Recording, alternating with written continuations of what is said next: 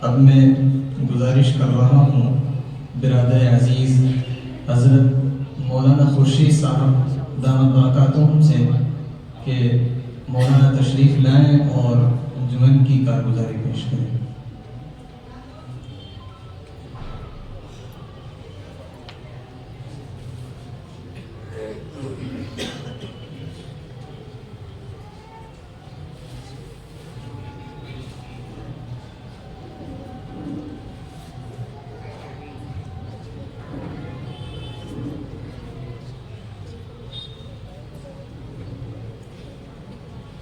بسم اللہ الرحمن الرحیم نحمده ونصلی علی رسوله الکریم اما بعد۔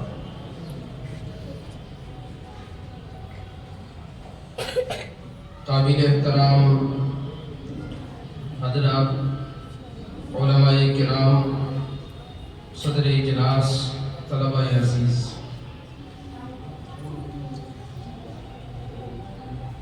آج کا یہ پروگرام جو بزم اصلاح اللسان کا اختتامی اور الوداعی پروگرام تھا، جس میں مدرسہ حاضہ کے طلباء نے اپنی کارکردگی، نعتیہ کلام پیش کر کے، حمد پیش کر کے اور تقریر پیش کر کے اپنی بہتری اور خوبصورت کارکردگی کا مظاہرہ کیا ہے۔ یہ جو مسابقہ ہوتا ہے، مقابلہ آرائی ہوتی ہے، یہ تو بظاہر ایک نظم ہوتا ہے، ایک نظام ہوتا ہے، ورنہ تمام طلباء نے جب نعتیہ کلام پیش کر رہے تھے، تقریر پیش کر رہے تھے، ہر طالب علم جو بعد میں آنے والا ایسا لگ رہا تھا کہ یہ اس سے بہتر پیش کر رہا ہے، یہ اس سے بہتر پیش کر رہا ہے۔ تو یہ جو نمبرات کے ذریعے جو مقابلہ آرائی ہوئی، جس میں اول، دوم، سوم پوزیشن حمد و نعت کے اندر اور تقریر کے اندر جو آپ کو عطا کی گئی ہے، یہ تو ایک نظام ہے اور اس سے طلباء کو آگے بڑھنے کا اور بہتر کارکردگی پیش کرنے کا ایک حوصلہ ملتا ہے، ورنہ تمام طلباء ہی اس بات کے مستحق ہیں اور قابل مبارکباد ہیں کہ الحمدللہ انہوں نے سب نے ہی اپنے اپنے انداز میں بہترین حمد و نعت پیش کی ہے اور تقریر پیش کی ہے۔ اس سے پہلے کہ میں اس پروگرام کے اندر اول، دوم، سوم پوزیشن لانے والوں کے نام پیش کروں، یہ ہمارے اکابر علماء، اساتذہ بیٹھے ہوئے ہیں، ان کے سامنے کچھ تقریر کرنا یا کچھ باتیں کرنا سورج کو چراغ دکھانے کی طرح ہے۔ میں ان سے مخاطب نہیں ہوں، اپنے آپ سے مخاطب ہوں اور اپنے ساتھ آپ طلبہ عزیز سے مخاطب ہوں۔ دو تین باتیں آپ کو نصیحت کے طور پر آپ کے سامنے پیش کر رہا ہوں۔ اللہ ان باتوں پر مجھے بھی عمل کی توفیق عطا فرمائے اور آپ سب کو بھی ان پر عمل کی توفیق عطا فرمائے۔ ایک تو یہ ہے کہ اللہ تعالیٰ نے ہمیں جس کام پر لگایا ہوا ہے، قرآن کریم کی تعلیم حاصل کرنے کے لیے اور علم دین حاصل کرنے کے لیے، یہ اللہ کی جانب سے ہمارا انتخاب ہوا ہے۔ اللہ تعالیٰ جس کو چاہتے ہیں اپنے علم کے لیے، اپنے قرآن کے لیے، اپنے نبی کی تعلیمات کے لیے، اپنے نبی کے اقوال سیکھنے اور سکھانے کے لیے، اللہ جس کو منتخب فرماتے ہیں، جس کو قبول فرماتے ہیں، اللہ تعالیٰ اس کے سینوں کے اندر یہ علم اتارتے ہیں۔ تو پہلے تو یہ بات ہم اپنے دل کے اندر بٹھا لیں اور جما لیں کہ اللہ ہی نے ہمیں اس کام کے لیے منتخب کیا ہے۔ اللہ تعالیٰ نے ہمیں منتخب فرمایا کہ ہمیں قرآن سیکھنے کے لیے، قرآن کو پڑھنے کے لیے، چاہے وہ نازلے کی شکل میں ہو یا حفظ کی شکل میں ہو یا اس سے آگے بڑھ کر قرآن کریم کو معانی کو سیکھنے کی شکل میں ہو، یہ اللہ کا انعام ہے اور اللہ کا فضل ہے۔ اس پر ہم جتنا بھی زیادہ اللہ کا شکر ادا کریں وہ بہت کم ہے۔ اس کے نتیجے میں جب یہ بات محقق ہو گئی اور ثابت ہو گئی کہ اللہ تعالیٰ جس کو چاہتے ہیں منتخب فرماتے ہیں اور اللہ تعالیٰ جس کے لیے چاہتے ہیں علم دین اس کے سینے میں، قرآن کا علم اس کے سینے میں اتارتے ہیں، تو میرے طلبہ عزیز یہ بات بھی اپنے ذہن کے اندر بٹھا لینی چاہیے کہ روزی کا تعلق اللہ تعالیٰ نے مقدر سے جوڑا ہے۔ روزی کا تعلق کیسے ہے بھائی؟ مقدر سے، کسی کے علم سے، کسی کے ہنر سے، کسی کے کمال سے اور کسی کی ذاتی وجاہت سے اللہ تعالیٰ نے رزق کا تعلق نہیں قائم کیا ہے۔ روزی کا تعلق مقدر سے ہے۔ تو آپ اپنے ذہن کے اندر یہ بات بٹھا لیں۔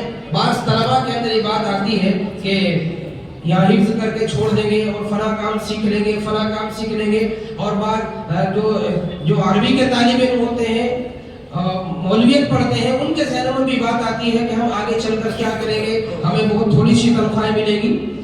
تو یہ بات اپنے ذہن کے اندر رکھ لو کہ اللہ تعالیٰ نے روزی کا تعلق مقدر سے جوڑا ہے۔ جتنی روزی آپ کے مقدر میں اللہ نے لکھی ہے وہ آپ کو بہرحال مل کر رہے گی، چاہے آپ دین کا علم حاصل کرو یا نہ کرو۔ مقدر کی ہے، اللہ تعالیٰ اس میں کمی نہیں کریں گے۔ جتنی جس کے مقدر میں ہوتی ہے اللہ تعالیٰ اس کو عطا فرما دے۔ اس کی مثال ابھی آپ نے دیکھی، نعتیہ جب کلام پیش کیا جا رہا تھا، شروع میں کچھ بچوں نے نعتیہ کلام پیش کیا، اس کے بعد ہمارے عزیز مولوی اسد صلی اللہ علیہ نے جو بعد میں آخری بچہ جب تھا تو اس میں انہوں نے کہا کہ آپ لوگ بیداری کا ثبوت دیں۔ حالانکہ اس آخری بچے نے بھی بہت اچھا کلام پیش کیا تھا، لیکن اس کے مقابلے میں ان سے جو پہلے بچوں نے کلام پیش کیا وہ زیادہ بہتر تھا، وہ زیادہ خوبصورت تھا، زیادہ اچھے انداز میں انہوں نے پیش کیا تھا۔ لیکن انعام کس کو ملا؟ انعام کس کو ملا؟ جو بعد میں جس کے لیے یہ اشارہ کیا گیا تھا کہ آپ بیداری کا ثبوت دیں۔ تو یہ بات یہاں سمجھنے کی ہے کہ اللہ نے اس کے مقدر میں روزی یہاں لکھی ہوئی تھی، اللہ نے اس کو اس کے ذریعے اس کو عطا فرما دی۔ تو یہ بات ہمیشہ اپنے ذہن میں رکھو۔ میں جب پڑھتا تھا تو میرے اوپر بھی شیطان سوار ہو گیا تھا۔ میں نے بھی عربی کے کچھ کلاس پڑھ کے چھوڑ دیا تھا اور دوسری لائن میں لگ گیا تھا، لگنے کے قریب تھا۔ تو ہمارے والد صاحب کے ایک بہت قریبی دوست تھے مولانا اشرف علی صاحب، انہوں نے مجھے بلایا اور کہا کہ بیٹا پڑھائی کیوں چھوڑ رہے ہو؟ میں نے کہا جی کچھ کام سیکھیں گے، زیادہ اس میں روزی ملے گی، زیادہ کمائیں گے۔ تو انہوں نے مجھے یہ بات سمجھائی تھی کہ بیٹا روزی کا تعلق اللہ نے مقدر سے جوڑا ہے۔ تم دین کا علم حاصل کرو گے، قرآن کا علم حاصل کرو گے، اللہ تب بھی تمہیں اتنی ہی روزی دیں گے جتنی تمہیں وہ ہنر اور وہ کام سیکھ کر اللہ تعالیٰ تمہیں روزی عطا فرمائے۔ تو یہ بات اپنے ذہن میں رکھنا کہ روزی کا تعلق اللہ نے مقدر سے جوڑا ہے، جتنی اللہ نے تمہارے مقدر میں رہے گی وہ بہرحال تمہیں مل کر رہے گی۔ اور دوسری بات یہ ہے کہ ہمیشہ اس بات کا اپنے اوپر التزام رکھیں کہ اپنے اساتذہ کی خدمت کریں۔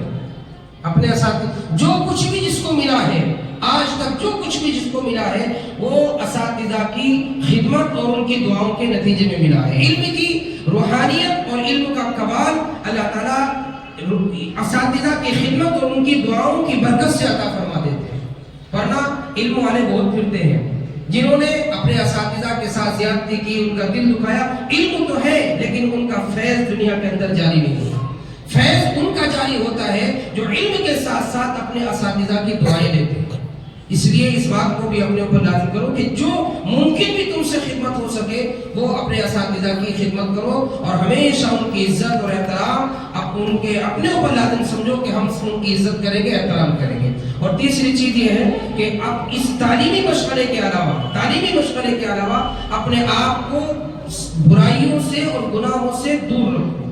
جتنا زیادہ ہو سکے اپنے آپ کو قرآن پڑھنے میں، قرآن کو سیکھنے میں اپنے اوقات کو لگاؤ۔ وقت کا ضیاع مت کرو، وقت بالکل بھی ضائع مت کرو۔ جو وقت ضائع کرتا ہے اس کو کوئی کمال حاصل نہیں ہوتا۔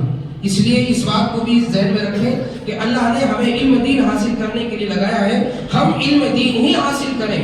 اس کے ساتھ ساتھ آج کل موبائل کا زمانہ ہے، بعض بچوں کے پاس موبائل بھی ہوتا ہے، تو اپنے آپ کو، اپنے ذہن کو اور اپنے دل کو دوسرے کاموں میں نہ لگا کر صرف اور صرف قرآن کو پڑھنے میں، یا اللہ تعالیٰ آپ کو آگے لے جائے اور آپ حفظ کے ساتھ ساتھ قرآن کے معانی اور قرآن کے عالم بھی بن جائے، مفتی بن جائے، تو آپ اس بات کو ہمیشہ ذہن میں رکھیں کہ اپنے وقت کو کبھی ضائع نہ کریں۔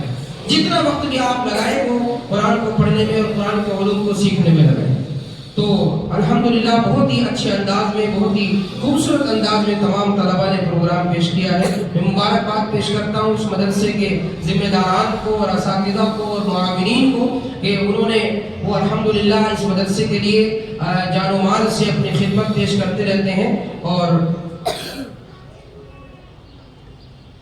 نعتیہ مسابقے میں جو اول پوزیشن حاصل کی ہے وہ عبد الرحمن آصف طالب علم ہے. عبد الرحمن آصف انہوں نے نعتیہ کلام کے اندر اول پوزیشن حاصل کی ہے. اور دوسری پوزیشن حاصل کی ہے محمد گلزار، عبد الرحمن گلزار.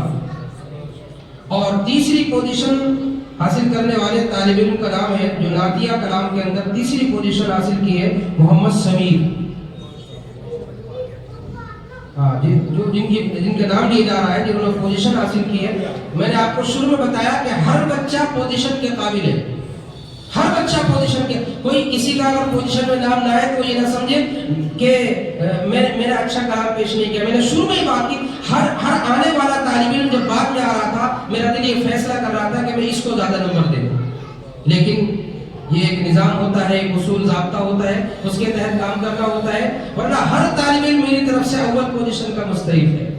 آپ اپنی طرف اپنے ذہن میں بات بٹھا لیں. یہ تو ایک تو تیسری پوزیشن جو حاصل کی ہے محمد سمیر نے نعتیہ کلام کے اندر حاصل کی ہے. اور تقریری پروگرام کے اندر جو اول پوزیشن حاصل کی ہے وہ محمد نوید نے حاصل کی ہے. اور دوسری پوزیشن جو تقریر کے اندر حاصل کی ہے محمد ابو ذر نے حاصل کی ہے. اور تیسری پوزیشن جو حاصل کی ہے محمد کیف بلال، انہوں نے حاصل کی ہے. 6 طلبہ ہیں، کل 12 طلبہ ہیں. میں نے جب انہوں نے مجھے ذکر کیا تھا تو میں نے کہا تھا کہ بھائی اتنی ساری 12 تو کل طلبہ ہیں، آپ اتنی ساری پوزیشن اس میں رکھ رہے ہیں، کم سے کم 2 ہی پوزیشن رکھ لو، 4 بچے تو رہ جائیں گے. تو خیر یہ کام ہوا. الحمدللہ طلبہ نے بہت اچھا کلام پیش کیا. اور جن طلبہ نے پوزیشن حاصل کی وہ بھی قابل مبارکباد ہیں، جن کا نام نہیں آیا وہ بھی قابل مبارکباد ہیں. اللہ تعالی ہم سب کو آگے بڑھ کر علوم دینیہ اور قرآن کے علوم کا حاصل کرنے کی توفیق عطا فرمائے. آخر دعوانا الحمدللہ.